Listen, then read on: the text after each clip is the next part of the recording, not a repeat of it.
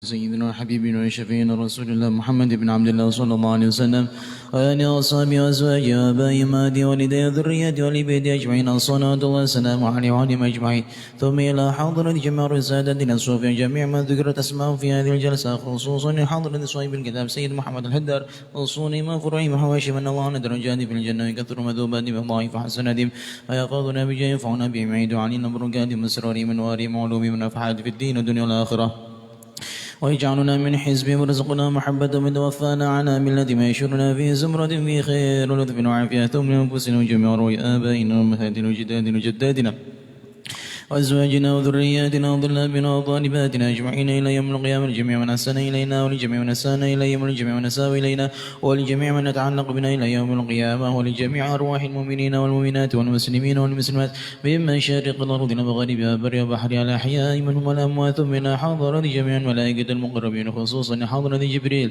عليه السلام شيئا لله ولهم ولنا الفاتحة. أعوذ بالله من الشيطان الرجيم. بسم الله الرحمن الرحيم.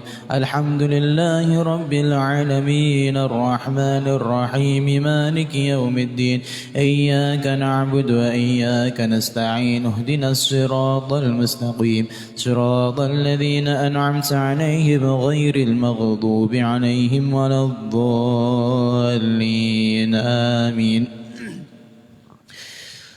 Di pertemuan lalu kita sampai hadis Dorsul kafiri mithlu Uhudin. Saya ulangi lagi keterangannya bahwasanya ini hadis terkait azab yang akan diterima oleh orang kafir. Ya.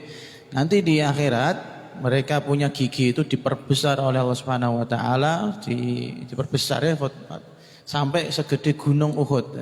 Gunung Uhud, mayek sehingga ini gigi apa? Tengok ini bukan gigi gede tapi gigi berantakan nah, itu sudah menyiksa, apalagi kalau giginya gede berantakan sisanya.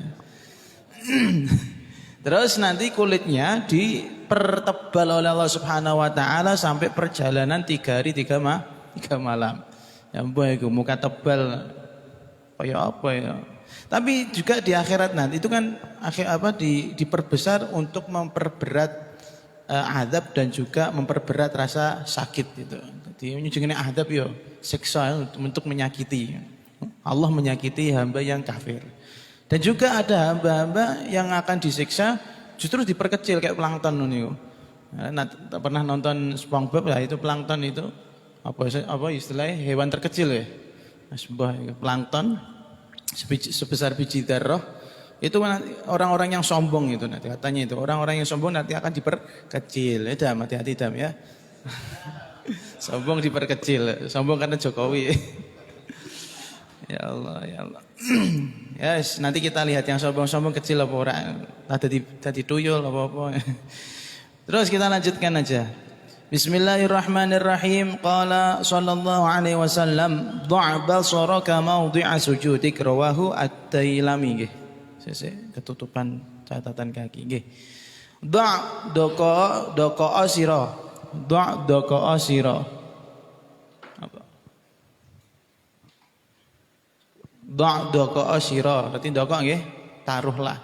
Basaraka ing peningal ira. Nggih. Basaraka ing peningal ira. Maudhi'a sujudika ing panggonan sujud ira. Maudhi'a sujudika ing panggonan sujud ira. Doko asira basaraka ing peningal ira.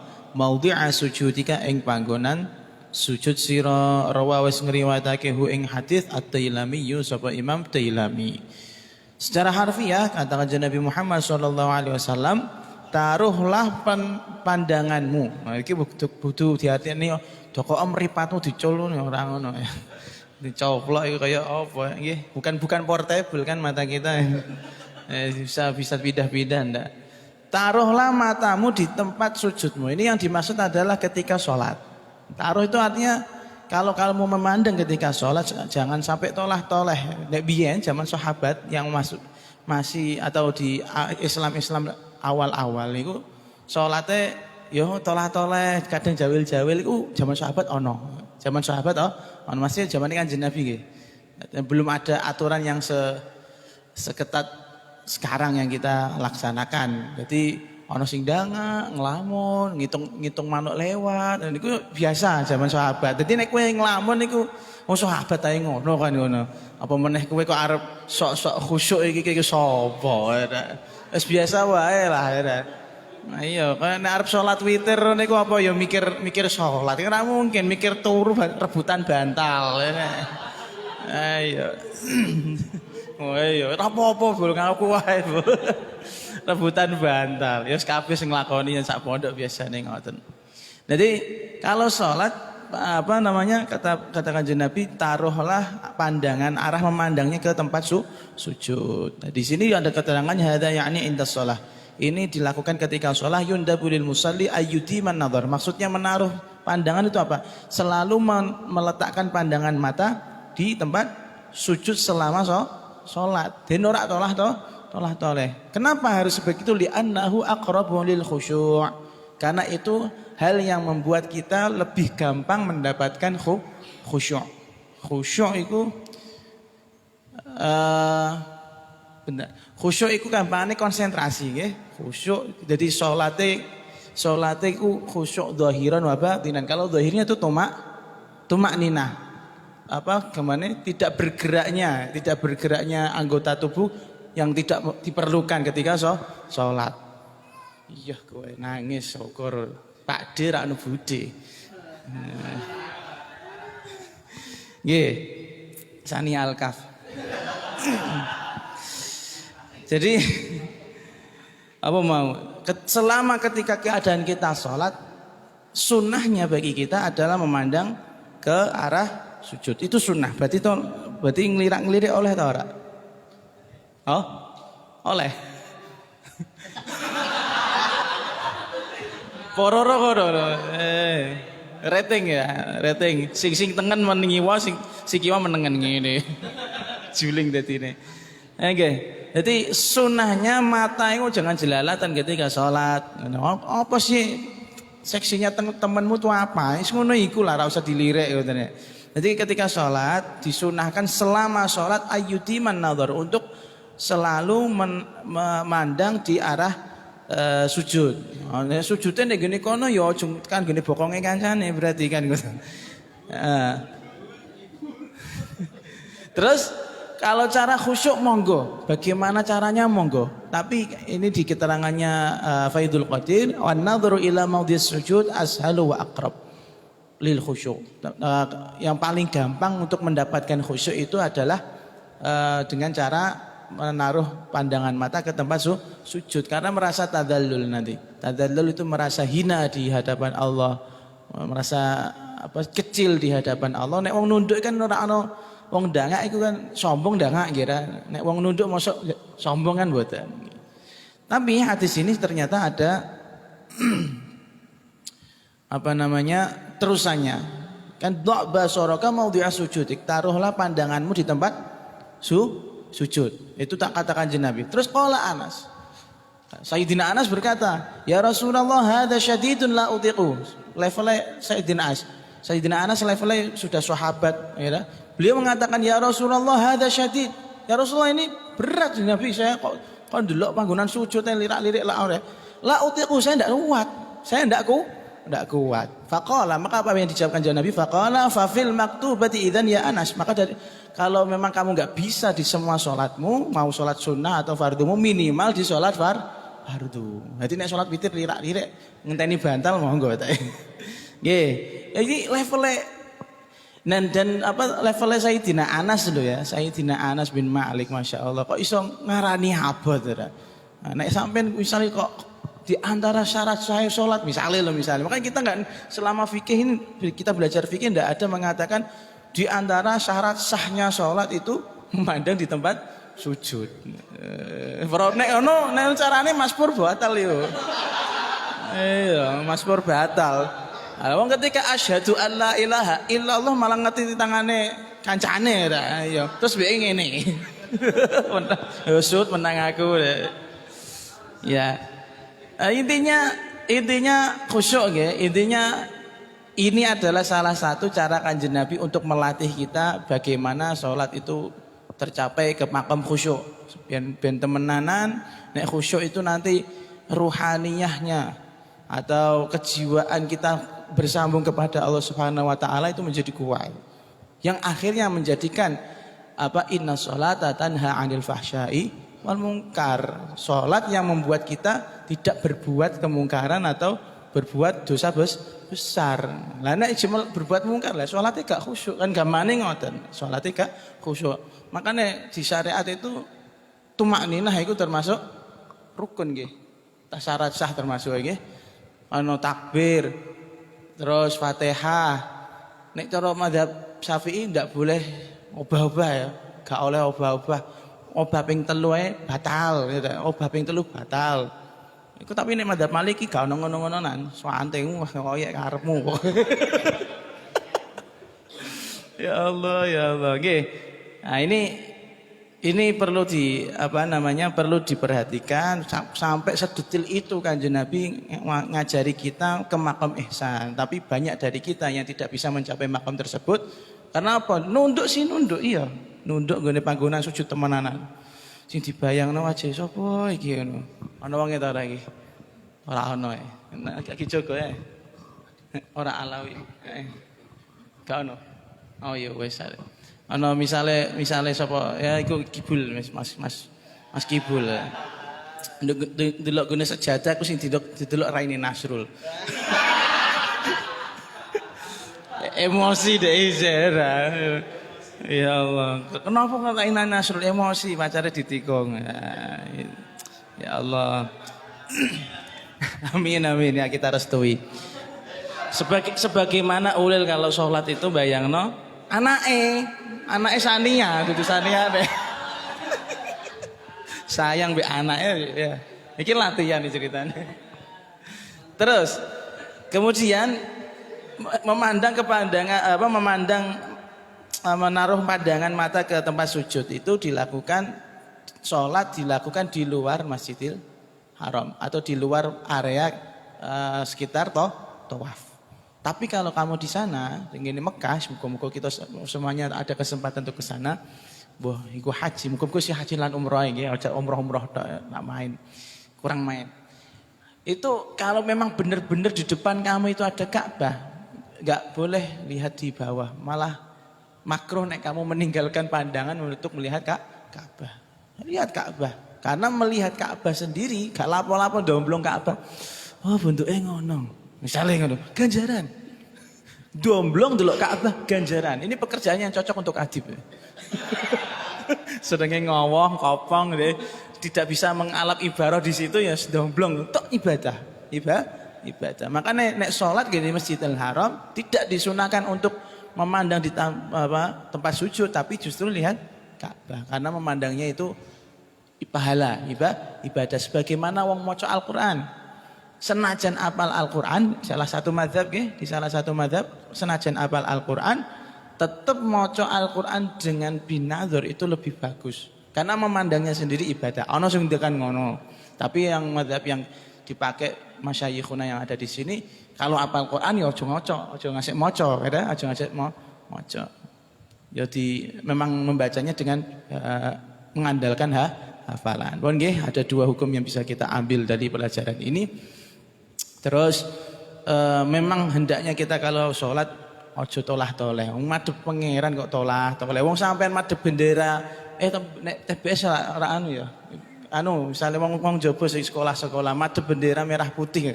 Oleh tarak gembuyaan. Ora oleh, mosok sholat arep gembuyaan ngene ngoten. Nek gene TBS mbok contohno pramuka ya disorahi ya. Bapake Mas Pur iku dinyek-nyek suwi. Ayo, husnul intiha min husnul ibtida biasanya dawe hamimun ngono. Finish yang baik itu ketika dimulai dengan yang baik. Alas, iku wae dawe. Ora ngapunten Mas Pur nggih, ngapunten. Ya. Lah ya, mosok kita kalah dengan orang-orang yang menghormat ke bendera sementara bendera merah putih itu hanya penghormatan atas jasa-jasa para pejuang untuk kemerdekaan. Iku sebuah hormati koyok ngono, asik mengheningkan cipta ketika 17 Agustus. Orang nang Al-Fatihah ya 17 ini kono-kono. Wah diiringi lagu apa biasanya sing menyedihkan itu apa? Gugur apa? Heeh. Syukur juga. Syukur lagune Gus Jul. Iku masuk do nangis duleweran. Ayo. Khobiri malah. Kowe lagu Khobiri ning gene majlis malah ngantuk ya. Ayo ya Allah. Asyik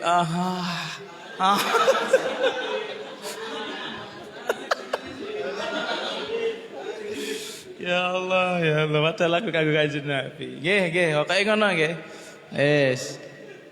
Salat ora oleh tolah-toleh. Terus, maqala sallallahu alaihi wasallam, "Dha' yadaka 'ala alladhi ta'allama min jasadika" ila akhiri. Dha' doko sira, yadaka ing tangan ira.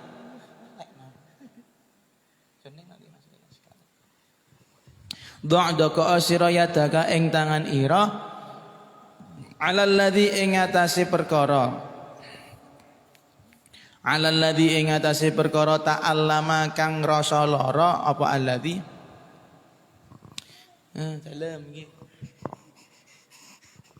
Ta'allama kang rasa lara apa alladzi min jasadika saking awak ira. Min jasadika saking awak ira. Sirat di jasad ora usah melu-melu.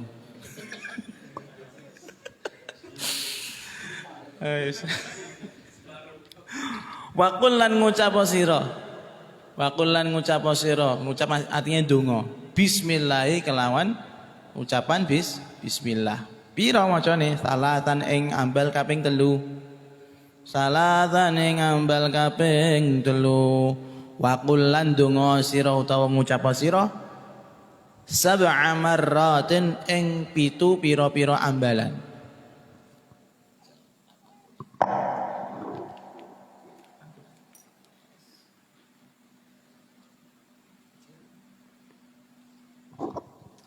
Sab'a marratin ing 7 pira-pira ambalan.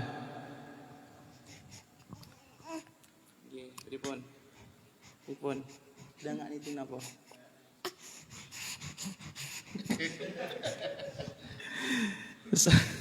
Sab'a marratin ing 7 pira-pira ambalan sing diucapno apa? A'udzu billahi wa qudratihi min syarri ma ajidu wa uhadir. A'udzu nyuwun perlindungan kula. A'udzu nyuwun perlindungan kula billahi kelawan Gusti Allah. Billahi kelawan Gusti Allah wa qudratihi lan kekuasaanipun Gusti Allah. Bener. Wa qudratihi lan kekuasaane Gusti Allah. Min syarri ma saking olone barang. Min syarri ma saking olone barang ajidu kang nemu sapa ingsun ing ma. Ajidu kang nemu sapa ingsun ing ma. Wa uhadhiru lan kuwatir utawa wedi sapa ingsun ing ma.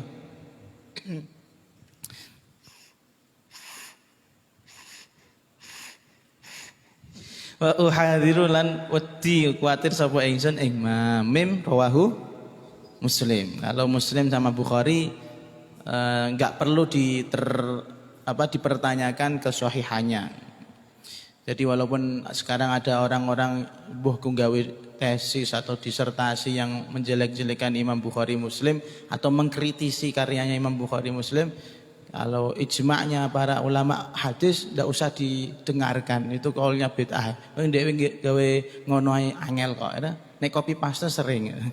Nek gawe dhewe apal dhewe ora mungkin. Ora mungkin. Ya, kita bahas. Katakan Nabi Muhammad SAW. Ini termasuk hadis termasuk cara pengobatan yang nabawi, cara pengobatan yang sifatnya datang dari kanjeng Nabi.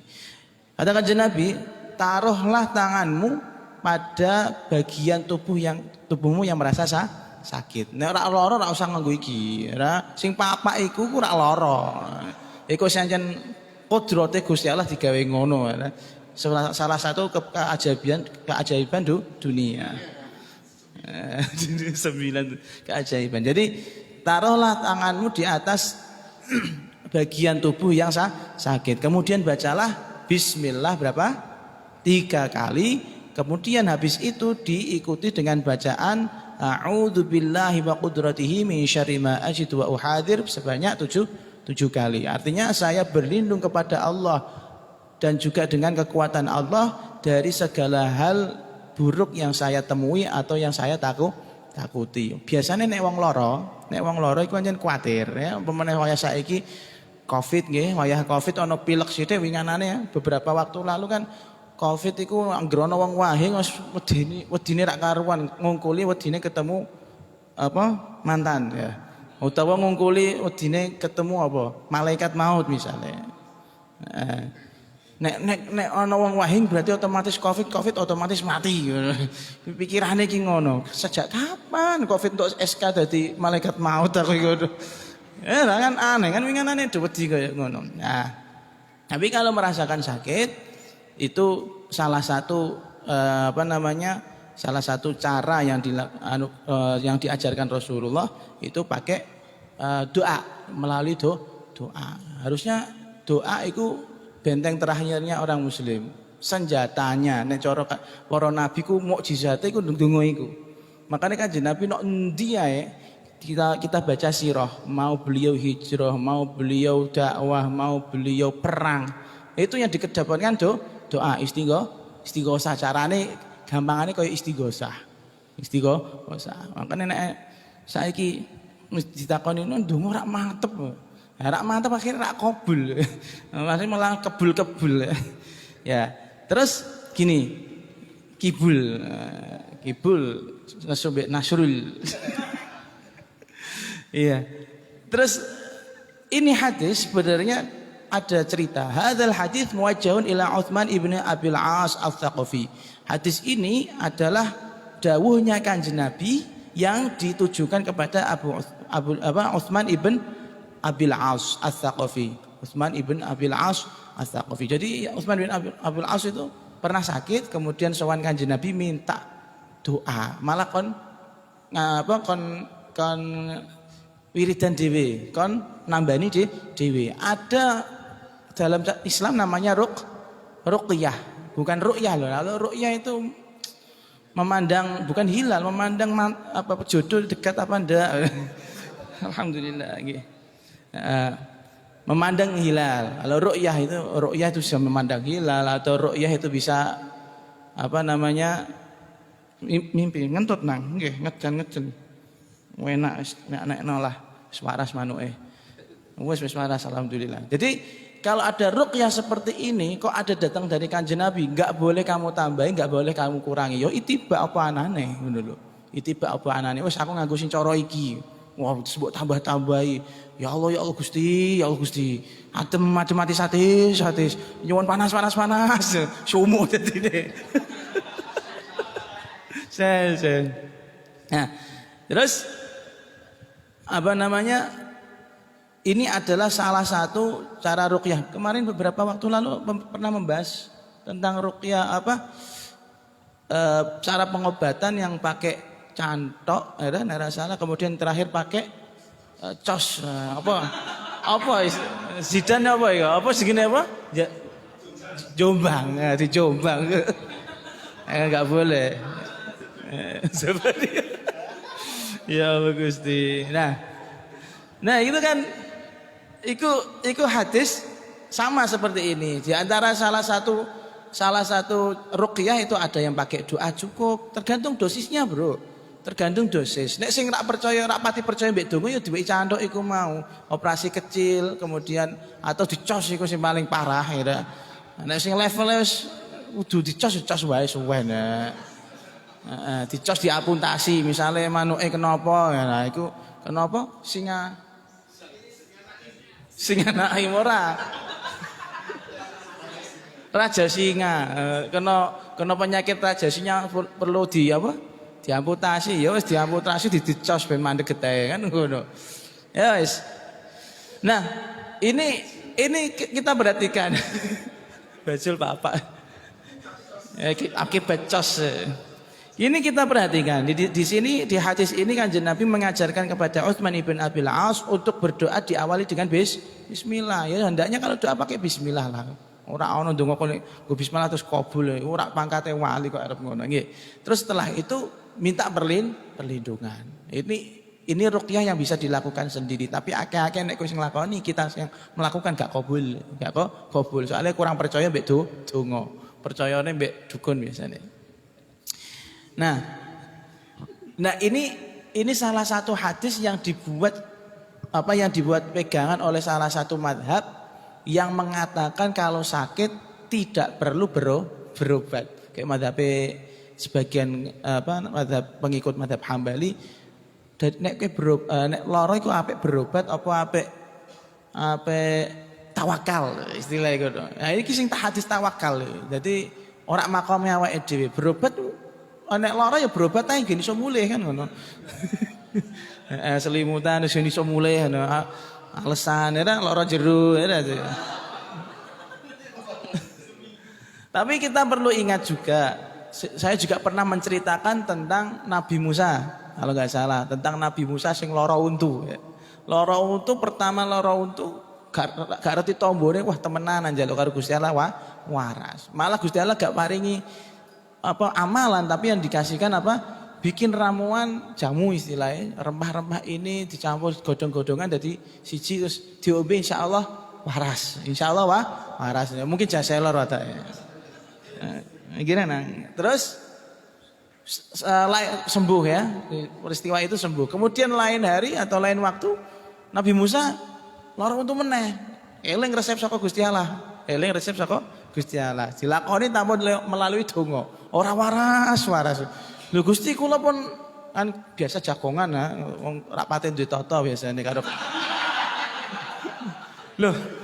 Wong iya kan ngono. Nabi Musa itu kan karo daripada nabi-nabi liyane sing rak paten duwe tata mbek Gusti Allah, cara bicaranya kan Nabi Musa tok. Seperti yang dicontohkan di Maskur Mu'in ditakoni apa? Iku apa? Qala ya asaya tawakku 'alaiha wa ahusbiha itu buawane pol takone iku apa? Iki tongkat wis to jawabane. Leren iki tak nggo giring jilbu. Sokoke giring wedhus. Dadi kayak ternak, hewan ternak kowe, Bu. Hewan ternak tas janjane setan ta ora sih? Nah. Jadi kan dicerita kedua seperti itu. Al-An'am. Di peristiwa kedua Nabi Musa sakit terus langsung gawe ramuan tanpa minta pertolongan Gusti Allah. Rak waras-waras lagi sambar. Loh Gusti kok resep jenengan yang kedua kok gak manjur. Resep jenengan gak manjur. Ora manjur. Kowe iku keliru. Nek lara kudu tawakal dhisik lagi diusahani. Iku pangkatnya Nabi loh, pangkatnya Nabi. Tapi kalau kita usahakan dulu baru doa. Jadi jangan sampai melupakan unsur Gusti Allah ada di dalam situ. Maka apapun yang kita lakukan ojo lali bismillah. Syukur-syukur apapun yang kita lakukan jangan lupa ada kanjeng Nabi di dalam kehidupan kita seperti yang ngendikake Maskur beberapa waktu lalu di majelis. Ben ono barokah, dan saya merasa ingat banget dengan cerita saya sendiri tidak untuk melibatkan kanjeng Nabi di acara-acara ketika saya nikah, kemudian punya anak ana maulidan meneh, ya. Sebarang tak elingi nek iso koyo ngono iku. Kenapa kanjeng Nabi ora Gusti Allah langsung? Gampang, soalnya kanjeng Nabi wasilatuna ilallah. Nek langsung Gusti Allah wah setrumnya kegeden. Setrumnya kegeden cepat nih engko. Engko anakku malah jadi segini masjid bahaya kan. Ora iso main PS malah wah gedhe kowe.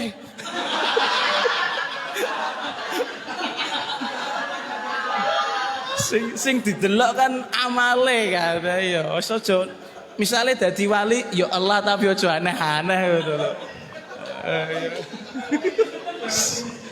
Rangga dadi babi lho. Diundang tipat kae rene. Ya Allah nggih. Ya, ini amalan bagi yang yakin. Sing rak pati yo yakin ya ditambahi dengan berobat. Ya cuman kita itu kalau sakit itu ya gledak itu ratur. Arep wiridan rak kuat wiridan. Turu kelap-kelap dhewe, panas atis, ora mulai-mulai. Ya Allah.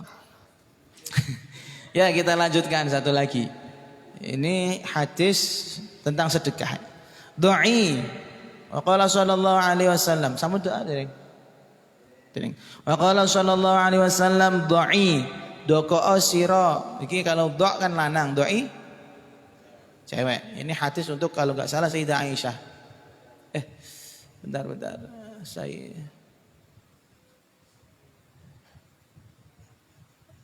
Bukan Sayyidah Aisyah. Ummu Bucaid. Nggih, Ummu Bucaid. Ummu Bucaidin. Bucaid. Nek mbok tulis monggo. Dha'i doko asira Ummu Bucaid. Ummu Bucaid fi yadil miskini ing tinggi. Fi yadil miskini ing dalam tangane wong kere. Ing dalam tangane wong kere guya-guyu, lucu no nang.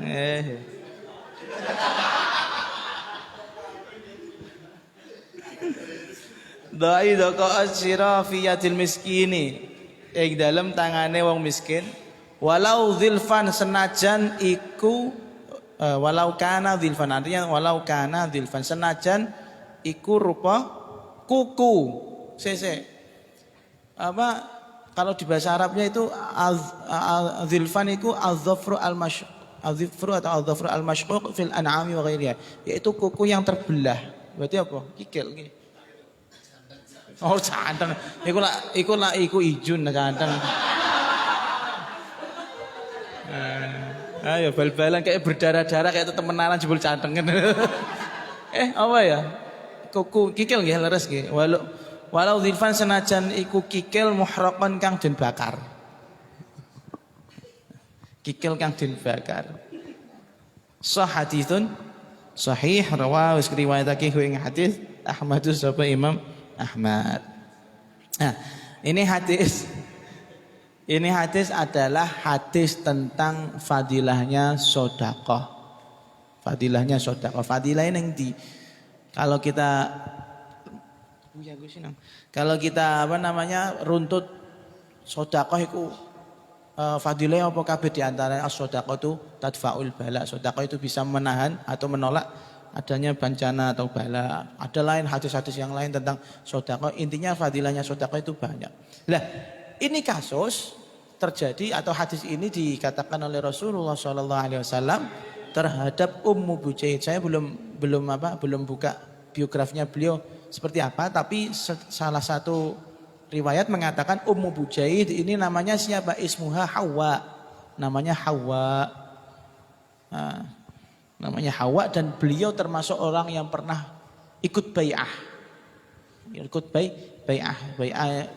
Dulu ada cerita, ada beberapa orang laki-laki dan beberapa wanita yang bai'at kepada Rasulullah, mengakui kanjeng Nabi itu seorang nabi. Kemudian kanjeng Nabi melalui firman Allah Subhanahu wa taala mengatakan tidak boleh ini, ya gitu kan. Salah satunya tidak boleh zina dan segala macam. Terus beliau dalam hadis ini diceritakan ngamatur kepada Rasulullah, ya Rasulullah, innal miskina la yaqumu ala babi. Ya Rasulullah, sesungguhnya ada orang kere, miskin, itu pekerjaannya selalu ada di depan rumahku. Nah, miskin yang gini ngarepan omahe wong sugih dak utawa ngarep omahe wong iku dak arep-arep pemberian kan. Arep-arep sedekah sailan. Dan dia selalu minta-minta. Fama ajidulahu syai'an u'tihi iyyahu. Tapi saya sayangnya tidak punya sama sekali apa yang bisa saya berikan kepadanya. Terus itu kenapa beliau sampai seperti itu? Beliau sendiri bukan makomnya miskin, tapi malah fakir.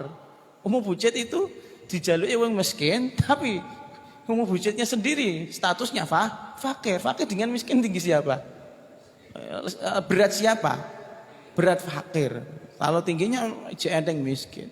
Terus akhirnya kanjeng Nabi ngendikan, berilah kepada orang miskin apapun itu, walaupun itu adalah kikil yang dibakar. Kikil sih dibakar. Oh, kikil gawe gula dibuak kok ora. Nah dibakar iso nggih apa ngono lho. Diklotak-klotak ngono. Dak untune rompal. Nah, artinya Dan di sini dikatakan di dalam kitab Faidul Qadir, wa hadhihi mubalaghatun fi ghayati ma yuqisa ilmu minal qillah fala tarutihi mahruman bila syai'in mahma amkana. Ini adalah hadis tentang betapa syariat itu menganjurkan dengan kuat. Mubalaghah, menganjurkan dengan kuat agar kalau ada orang minta harus diberi walaupun tidak punya apa-apa. Misalnya duwe 6 tisu anggere wae tisu, Mbah. Ono, duwe 6 tisu, Kang aku duwe tisu no Kang, monggo. Menawa ini bermanfaat. Bisa bergembira. Bisa bahagia. Ya Allah. Nah, gitu.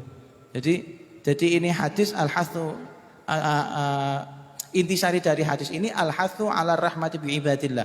Yaitu mendorong kita agar kita memiliki sifat kasih sayang kepada semua hambanya Allah, wa mura'ati khawatirihim, dan menjaga perasaan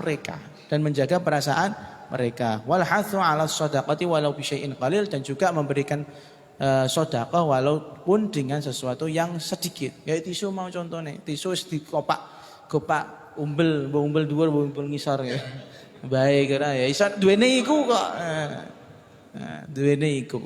Gumo tipak bocah bayi ya duwene niku. Ya, tapi yo mosok yo ngono-ngono, ya ora mungkin to ya. Tetep diparingi sing sak maceme daripada diweki barbarani gremeng. Saiki kan wong model ngono. Ngomah apik ngeki 100 rupiah. Era, ya semacamnya sesuai makomnya. Saya sendiri non sewu di saya dan keluarga Bia itu kalau ada orang iki mbok diniati sedekah mbok ora ya. Wong buah iku biasane kepeksa ora. Nyumbang kancamu kawin. Ya Lil. Kepeksa ta? Kepeksa. Tapi nek nyumbang 1000 ora macem, ora nyumbang ra duwe isin. Ya, nek nyumbang 50.000 kabotan. Ayo, akhirnya nyumbang apa kondom deh.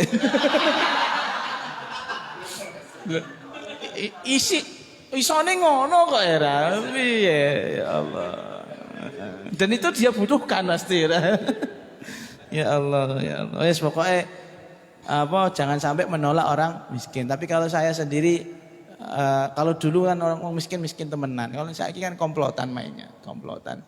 Malah menjadi lahan basah untuk maisha mencari rezeki. Na'udzubillah min dzalik.